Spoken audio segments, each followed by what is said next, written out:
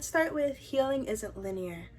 And I know when it comes to depression and anxiety, it can be a real stress. Me personally, and I will be speaking from experience, that especially when you go through what I like to call lessons, because we do learn something from the people and the events that we go through in life.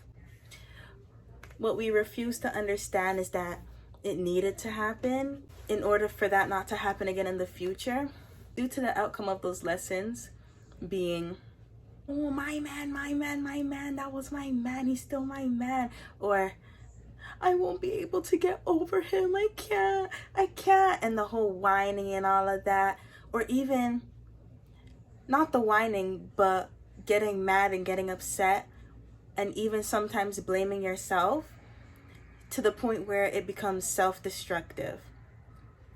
And that becomes a real issue, because you shouldn't be blaming yourself for the past or past situations, relationships or friendships that didn't work out. But you shouldn't be blaming them either. I know you're like, are you dumb? You can be mad at those people, but eventually you're gonna have to let go.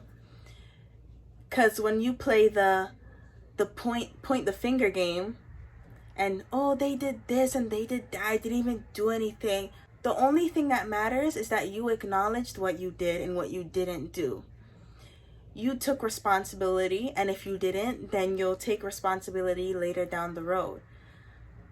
If they didn't take responsibility for their actions, then that's them. One thing in life that you have to understand is that you can't control other people, but what you can control is your own actions, what you say and what you don't say, and what you do. The more you focus on the past, the more the past becomes your present.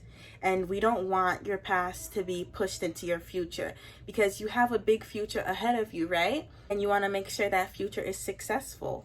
In order for that to happen, you need to look more into yourself rather than into other people. And I know it may seem scary, and me personally, I've had depression for years. And being in those depressive states and those episodes where you can't get out of bed, where motivation and inspiration, it's not even a thought, it doesn't even come to your head. Feeling like you're nothing and feeling like you're alone, it makes you wanna just roll up and just fall away. The way to deal with depression is you have to feel it through, but also have to push through it. Even in those depressive states, you still have to read a book, read a few chapters. In those depressive states, you still have to pray to God. Pray for salvation. Pray to be saved. Be thinking of how you're gonna go on with your life while dealing with this heavy depression. If you're religious, then praying to God, you will definitely get saved, because that happened to me. You will still have thoughts here and there, but it's progress, right? It's a journey. It's not gonna go from 0 to 100 real quick. And if you're not religious, then praying to the universe, or talking to the universe, or manifestations and affirmations, writing it down. If you don't feel like writing it down, then do it in your notes. Being in depressive states, it's really lonely, because you either push others away, you say things that you don't mean, and then it ends up breaking things apart, and then later on you regret it, and you're like, but it is what it is at the end of the day, and you have to move on. And you do or you don't try to relinquish or refresh those friendships or relationships, because you were the person that ended it, but the only reason why you ended that friendship or relationship was because you were in a state as to where you couldn't even take care of yourself. But what those people don't seem to understand is that you couldn't take care of yourself. You weren't motivated to do anything. You were depressed. And it's like, the people and those people that you call friends that don't even try to put themselves in your shoes, or at least try to understand the type of concept that's going on with your life, they shouldn't be your friends in the first place. Later on, you're going to see, oh, maybe it's a good thing I cut them off. Because in my time of need, they weren't there. But in all their times of needs, I was there. So that's another thing, taking care of yourself, putting yourself first.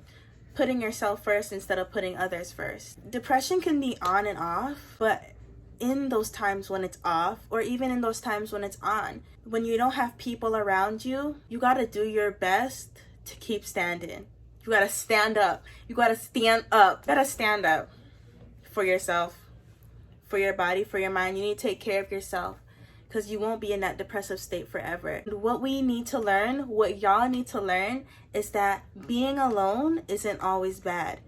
I know most people, including myself, being alone is different from feeling alone. What we also tend to get confused is that we don't actually feel that sometimes. What we're actually feeling is, I'm used to being alone, so I don't really have a problem with it, you know? And you can't really do anything about it because there's nobody there. And to the people that have a bunch of friends, or even just a few friends.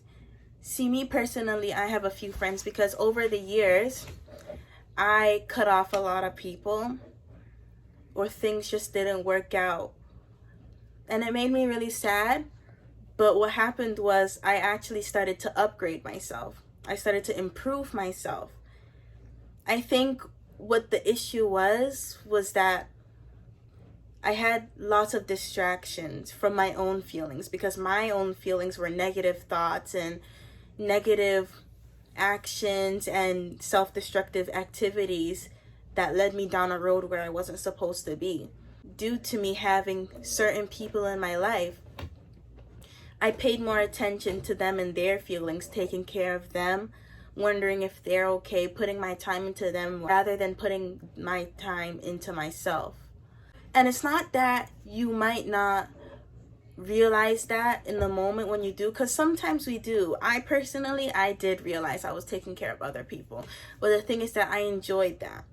To be real, I was a people pleaser, but I'm not a people pleaser anymore, because I see that being a people pleaser only gets you walked over. And you don't want to be walked over. You want to be appreciated. You want to be cherished. But to do that, you have to present yourself as high maintenance, and not someone that can just be pushed to the side.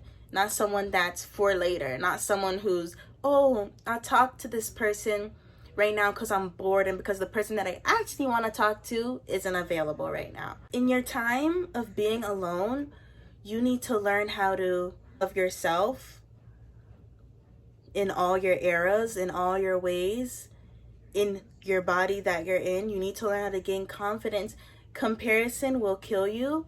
Comparison will keep you in the dark, will keep you in the depressive state that you're in. You see how girls be like, oh, unfollow all those girls that you follow into their boyfriend. You got to do that to yourself, babes. You got to do that to yourself. You got to unfollow those girls that look nothing like you. You got to unfollow those girls who don't have a similar lifestyle to you. And when I say that, I don't mean like if you follow like Ice Spice or something. You don't have to unfollow that, like, because you unfollow that person, it's only making your situation worse, you know? In my time of healing, and because I'm still healing, I'm still trying to get to know myself, I'm still trying to do better. I started doing yoga or meditation. So I put like, it's either guided meditation, like you could get a video from YouTube, or I turned off all things that were making noise. I closed my eyes, crisscross applesauce with them legs, and then just with my eyes closed. Now, your mind may be running rampant, but you have to give it time to go. It doesn't need to be quiet. The whole point is to feel everything. Not the anxiety, not the heart palpitations because you're anxious, or the overwhelming overthinking thoughts. The whole point is to just feel and see your environment and your surroundings without actually seeing them. Healing isn't linear. Growth isn't linear. Some days you'll be at a 10, you'll be happy, you'll feel good, you'll be like, oh my gosh, I'm gonna do so many things today. And then the next day you feel like trash. But just because you felt like trash on that day doesn't mean you're supposed to act like you weren't feeling amazing 100% yesterday. Because that just shows that you rather focus on the negative instead of the positive. If you force something, it'll backfire. It'll always backfire.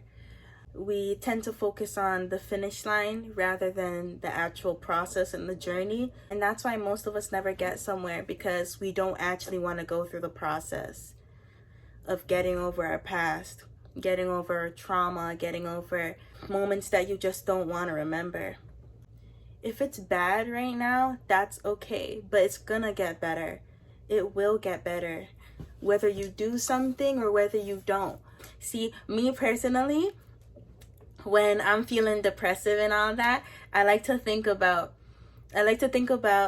where I'm gonna be, or I like to think about getting a cat, because I want a cat. I want a cat so bad, and see how I'm moving right now. That's how bad I want a cat. And because the feeling of wanting a cat so bad and wanting to have a little furry companion, I'm willing to live. I'm no longer depressive. I no longer want to off myself. I want my cat. I want my cat. I'm gonna get my cat, and if that means living and becoming a better me, looking into what I'm gonna do, like YouTube and getting a job and being financially stable and focusing on my grades, if that means that I can get an apartment and a condo, then yeah, and a cat, then yeah, I'm gonna live. It's those little things that motivate you.